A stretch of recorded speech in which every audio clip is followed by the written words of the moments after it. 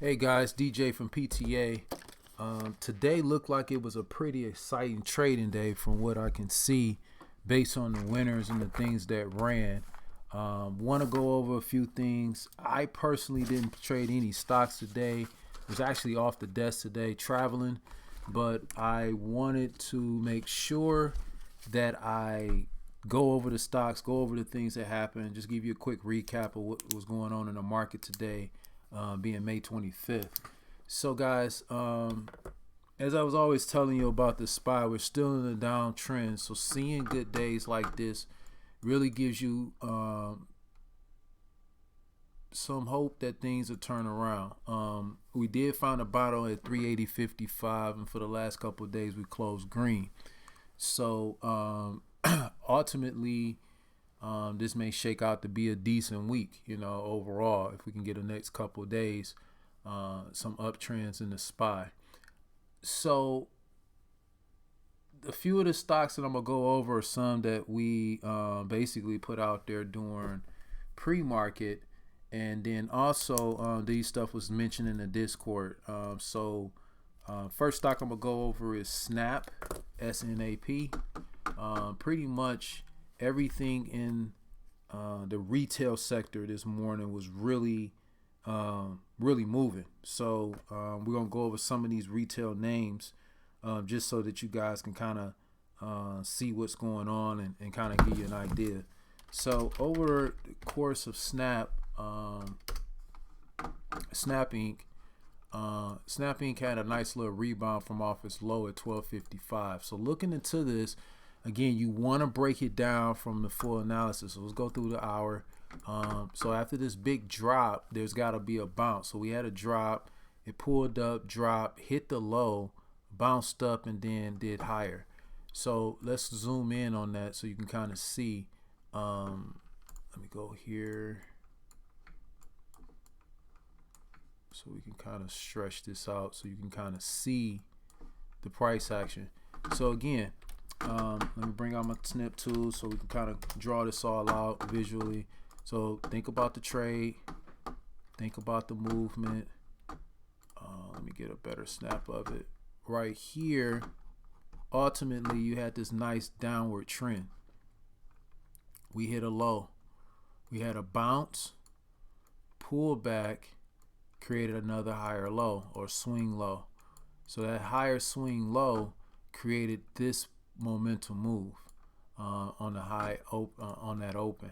So coming out of here with great volume, basically you can look at it. Let's break this down to the 30-minute. You can see we had this low pull up. We created the previous pre-market high, pull back, rip, pull back, and then ripped again, and it kind of just stepped up. So that turned into a pretty nice move. Let me break this down off of the 5-minute so you can kind of see where the entry points were. One thing about this is that this was a pretty good trade in pre-market. So we had this big, downward trend, a bounce, pull back, and then it held right there. Yeah, it wicked out a few times on the 5-minute, but for the most part it held. Once we got this pull and this rally back up, this was pretty much your entry. So this was like an entry day first thing in the morning, and then we had another push later in the day. So once you had this cute volume, it had this quick pull up, and you look for this first extension. So right here is where it really pulled back and then continued on. So looking at the higher time frames, go down to a 15. That 15-minute pullback right here is what created the momentum for the push. So this was your first leg up. Let's go down to the 5. This is that part of that 15-minute pullback, but you can really see it really good off of the 1-minute. So when you're trading, you're looking at a stock, you're looking for that pullback. We had a nice dip, pull back, pull up. Right here is where everybody got into it, because we already created the low. We already had an idea where we were at. So right here to here, it's about 40 cents. and then from here to here 79, and then we reached out to about 92. So it was a good dollar move. The major move of it all was really after was pre-market. If you were watching this and took that trade, that's where you would get that form. So most people ask, well, what did you see in that? That's the form that I saw from coming off of the higher time frame. Now let's zero back to the daily and go over the next stock. The next stock that I want to kind of go over was Rdbx. Rdbx was a later move. This is something we had on watch, talked about it a few times, just because we had this nice rally coming in from the last couple of days, nice little pullback, and then we stepped into some volume into today. So let's break that down. Let's go to the 1 hour, and again, you get this massive rip, pull back, and then it started the base yesterday. After the base, we had a bit of a jerk move up, and then a nice little pullback. So you had a swing low here in this area, and then if you look at it, we kind of just kept stepping up. So what I mean by that is right here, as it bounced off this line, it catapulted off. Now let's break this down into the 30-minute so you can kind of see it a little bit more differently. Here we go, our move here.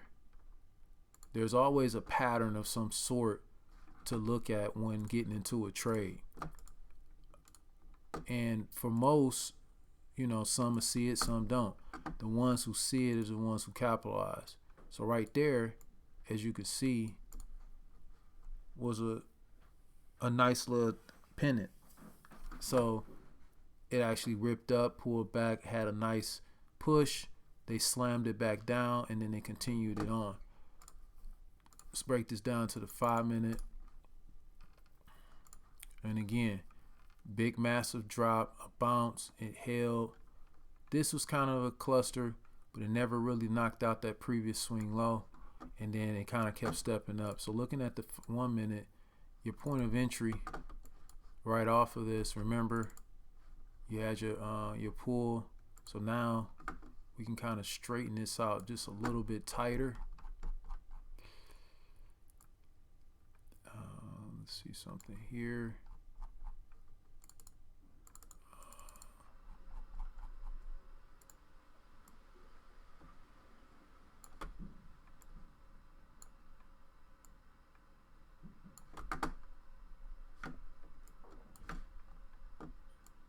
Trying to make sure I get that just right for you so you can kind of see it.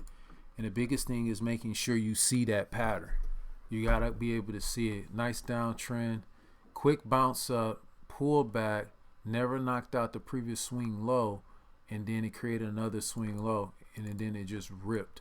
So your risk would have been right after this drop, maybe got in here, you could have risked to the low of pre-market, which would have been about 17 cents right off of here. So a lot of times, guys, when we getting into these trades and you're wondering where's the support, the support is really coming from a higher standpoint time frame, based off volume, based off previous areas where it pulled down from. So when you're looking at this, you got to factor in your volume. You get what I'm saying? You got to factor in what was going on in the previous time. Even if you want to look back and say, hey, I'm gonna risk off of yesterday's low. Yesterday's low was 38 cent or 40 cent. So in this area where we had a nice seeds of volume on the change right here, where a lot of people, they tried to pull it down and then they bounced from that area, this volume right here was the indication of where you could possibly take a risk. And that would have only been about 38 cent, 30 cent risk right off the open. So when it came back and catapulted, boom, nice little 17 cent risk from here. And then if you wanted stated off of volume, this would have been off of this area, that would have been 38, 40 cent risk off of that area. And then look at the move. We got us a nice move up from the point of where you would have gotten in at, easily $1.24. So even the first rip was up to 88 cents. So the biggest thing is you want to look at those factors when you get into a trade. Look at those zones. I mean, even if you take this out and you were trying to hold this for the entire day, you had a nice rip up, creating higher lows on the 30-minute all the way up to 651. Now remember, your entry was at, let's go back to the 1 minute, zoom in, your entry was about there at 529. So ideally that was a really nice move to the upside. We had a slight pullback here, recaptured itself and kept going for the rest of the day. So it was a great trade from Rdbx. It's just really pinpointing the areas and seeing where those areas are and how you can capitalize on it. The third trade I want to go over is CAL. So that was Rdbx, Rdbx, and then CAL, and that was Calers Inc. Similar chart, we had dropped to the bottom. So let's go back to the daily to kind of give you an idea.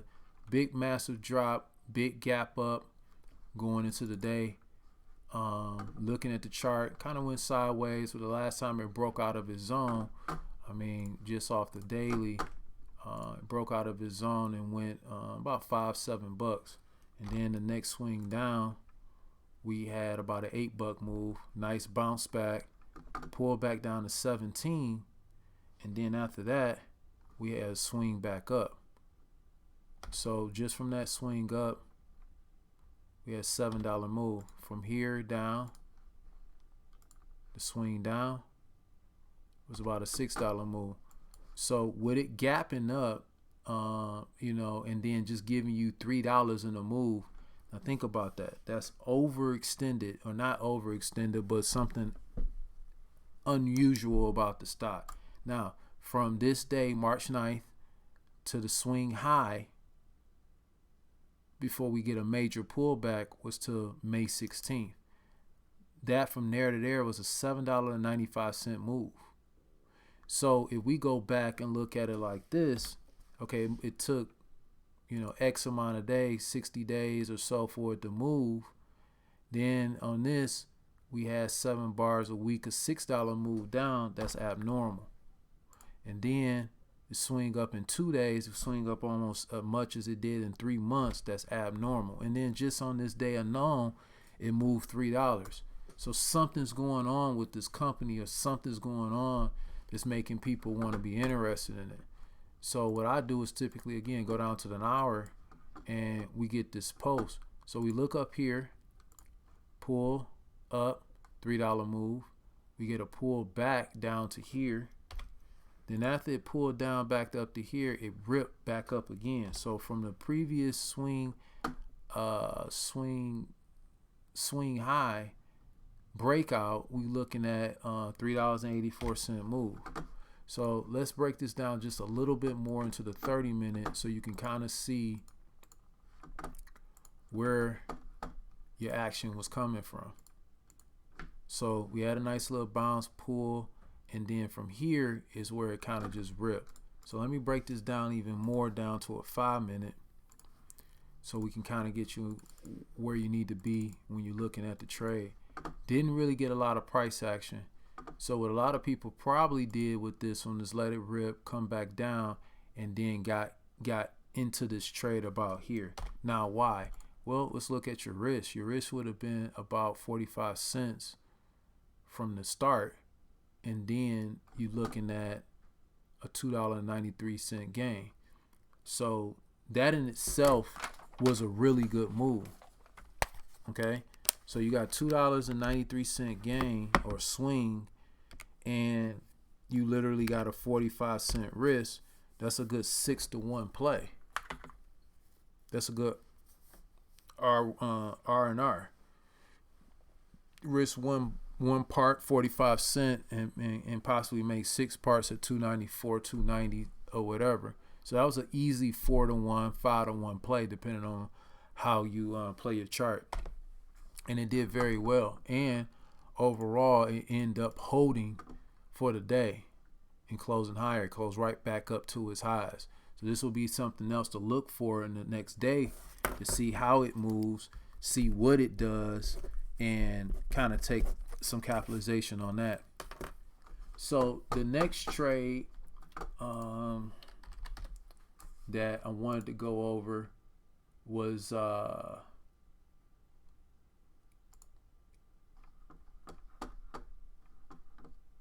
BBY, which is Best Buy, another retail stock. This was a little bit more up in price, so for some of these traders that we had, they didn't really, don't play $80 stocks or whatever. They tend to play stuff that's a little bit cheaper, but that's okay. Similar pattern. So let's break out to the day. Remember, coming off of a extreme low, we had a couple green days, and we had some massive amount of volume. This right here is very interesting. When you have 14.8 million worth in volume, but your range is only $4, where the next day after that, you have less volume but bigger range. So when I see things like that, that lets me know that stock is reversing. People are trying to add. Now the overall trend, based off the daily, was still low. It's bouncing now. It's considered a bounce move. Maybe those long-term shorts are now taking profit, which is causing a bounce. Let's break this down to the 1 hour. And, ideally looking at this, had some sideways price action for a few days. Got a nice perk up, held, went up, and then pulled all the way back down. But again, if you take a look at this from a chart standpoint, it did not knock out the previous low. So this is the swing low here, and it didn't knock it out. So it means it's still stepping into the stock. So with that type of step into the stock off of the 30-minute, you can't help but understand that that stock's probably going to go higher off that 1 hour. Breaking it down, 30-minute, same deal. If you get further down into the 5-minute, you can kind of see wasn't a lot of price action. Got this massive rip in the morning, and then afterwards, we really just let the stock move from there.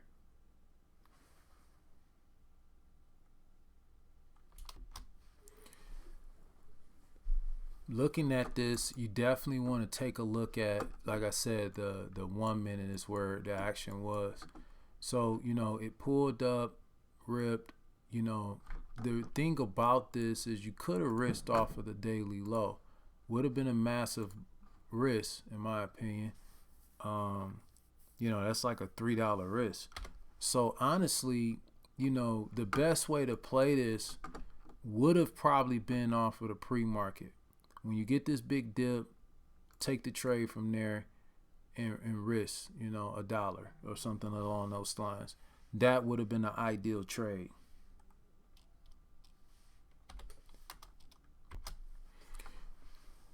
So this was ultimately a really, really good trade, to be honest. Once you got in there and you adjusted to your risk, it pretty much went up, got a nice little sideways price action. And even if you wanted to really mitigate the risk, you could have just waited based off the higher time frames, let it pull back, which it did here. One of the things I'm probably going to look at the 30-minute and see it more clearly. No, actually the 1 hour would have been better. Seeing this pullback and then seeing it recapture itself, yeah, probably about right there around that 780.50 area, 78.50. So let me take a look at this. It probably was here, and I say that simply because it bounced off this area 3 times based off of the chart. So right there, so you had a nice little bounce there, rejection there, then higher lows, and then it sort of just took off from there. So this was really a good trade overall. And again, like I said, nice little moves. I like to see $2-3 moves on the stock. That's simple, easy, something that you can take advantage of and then really size in on that account, because that's definitely something that traded higher and closed above its high. So that's definitely something. Best Buy will be another play to look at for tomorrow. So so let me go over some other ones. Let's go over CBIO. CBIO is really choppy, nothing really to see there. Another one, which is GVX, looking at you know, sideways price action and then a big sell-off. That let me know that this stock really wasn't moving today like it probably wanted to, what most people were looking for. So a lot of these, I'm still looking at these monkey pox stocks simply because, you know, I don't think things is going to get silent about it pretty quickly here. I think it's going to be one of those things where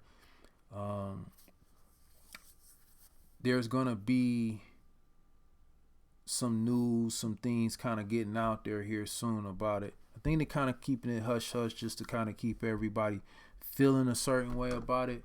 But I don't think that this stuff is just going to go away per se. So I'm definitely keeping an eye on those. One in particular is SIGA. The reason I was really keeping an eye on this one is just because, you know, it's trending down. I'm trying to see if it's going to lose some steam and then go for another rip up. MRK, Merck, still something I want to keep an eye on. Look at the charts. You see how they kind of going sideways as if they're building momentum. That's something that I look at, especially if you can look at it on like the 4-hour, 2-hour. When I see a stock kind of like just going sideways like that, lets me know a consolidation. And it's Merck. You know, once someone gets a awarded contract of some sort, you already be ahead of the game because you were looking at it a couple days, maybe even a week beforehand. Same with TNXP. Rally down, kind of going sideways now. The last one I want to look at is INO. Same pattern. Went up. Now it's kind of going sideways.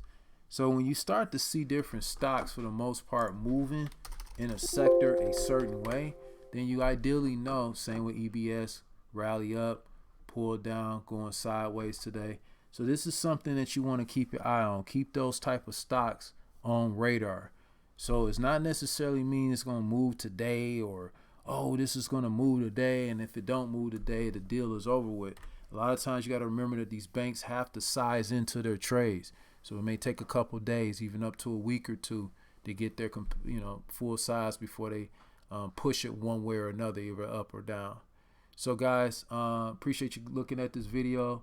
If you learned something, make sure you like it, subscribe, click the bell so you don't miss any of the videos that I upload. Just trying to stay some consistency on this because I'm getting a lot of good feedback from people telling me that they're learning things from this. So there's more videos to come. And as I tell every trader out there, starting off new or old, stay studying and stay focused.